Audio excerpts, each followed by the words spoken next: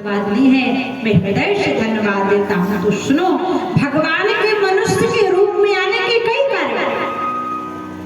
परमात्मा मनुष्य का तन बहुत कारणों से रखकर आते हैं। बोले एक बार भगवान ने मनुष्य का तन तब धारण किया। बोले कब? बोले जब मनु और शत्रुपा ने घनघोर तप किया।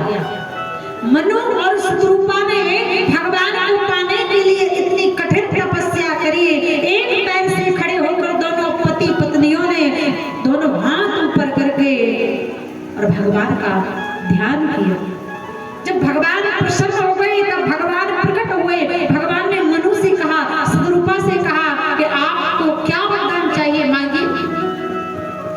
तब मनु और शत्रुपा ने कहा, दान शिरोमणि दयानिधि नाति कहूँ सद्भाव, चाहूँ तुम्हि समान सुत, प्रभूषण कवन दुरा। हे नाथ, आप तो सबके मन की जानने वाले हो, मुझे क्या चाहिए आप जानते हो, फिर भी अगर आप मुझसे पूछ रहे हो तो चाहो तुम्हें समान सुत, प्रभूषण कवन, मुझे आपके जैसा बेटा चाहिए। भगवान ने कहा, देखो भैया, मेरे जैसा तो संसार में कोई दूसरा एको ब्रह्म द्वितीयो नास्ति। आप सरस कहाँ खोजे जाए, मैं अपने जैसा कहाँ खोजूंगा। अगर तुम्हें मैं ही पुत्र के रूप में चाहिए तो हे मनु, हे शत्रुपा, मैं तुम्हारी तपस्या से इतना प्रसन्न हूँ कि मैं वचन देता हूँ कि आप सर से कहाँ खोजो जाए, नृप तव तनाव भोग में आए, आप सर से कहाँ खोजो जाए।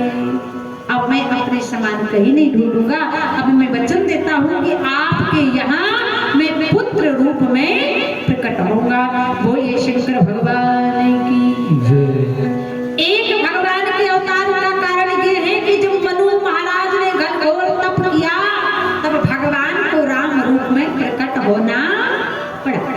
बोले दूसरा कारण है राम अवतार का।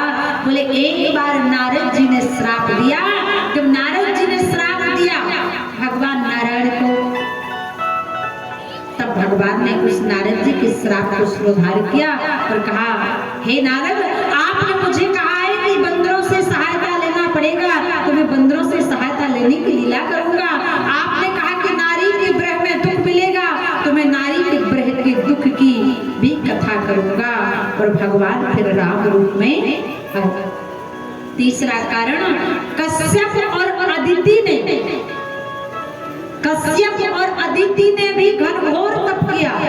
क्योंकि जो कश्यप और अदिति हैं वो पूर्व जन्म में सुतपा नाम के ऋषि थे और माता अदिति देवताओं की माता पूर्व जन्म में धरा नाम की ऋषि पत्नी थी। तब भगवान ने उनसे कहा था कि मैं आपके यहाँ पुत्र रूप में आऊंगा। क्योंकि जब महारानी अदिति और महाराज कश्यप ऋषि थे तो एक दिन क्या हुआ, ये इतनी भगवान की भक्ति करते, लेकिन घर में इतनी गरीबी कि खाने के लिए भोजन नहीं रहता।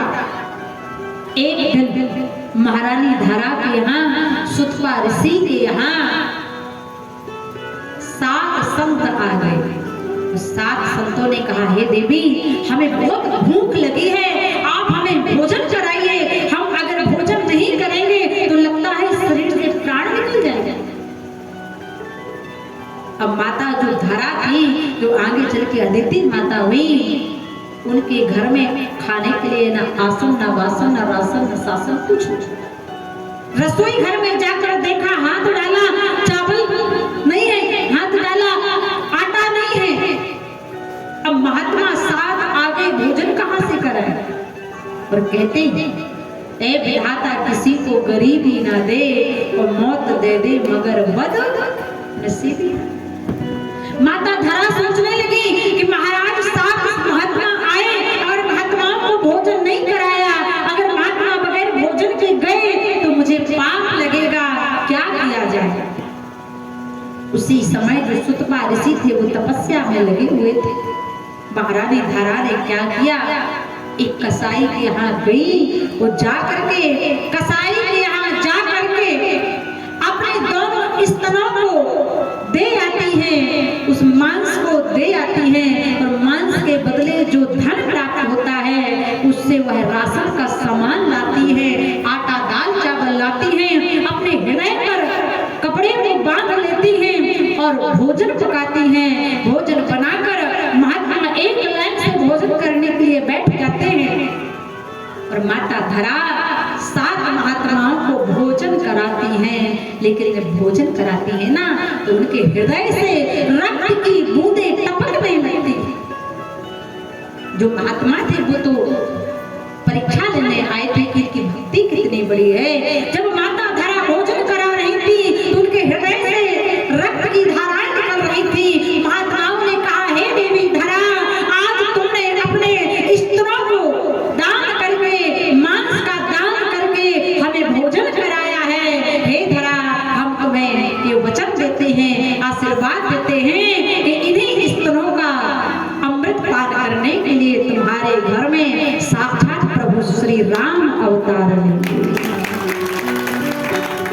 तब जब माता अगले जन्म में माता धरा अदिति हुई और सुतपा नाम के ऋषि कश्यप मुनि हुए, तब भगवान को राम रूप में आना पड़ा। बोले चौथा कारण है महाराज, प्रतापभानु के लिए भी भगवान ने मनुष्य का तन धारण किया।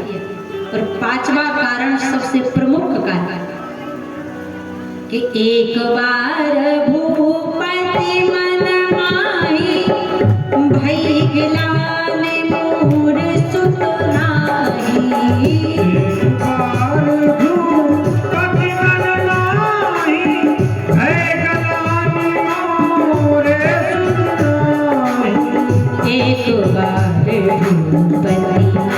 नाही। एक बार भूपति मन माही, एक बार भूपति मन माही, एक बार भूपति मन माही, भई गिलानी मोर सुत नाही। मोर सुत नाही, एक बार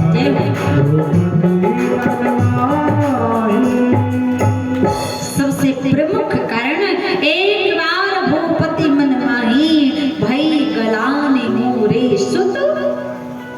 एक बार राजा दशरथ को गिलाने, लेकिन राजा दशरथ को क्यों गिलाने भाई?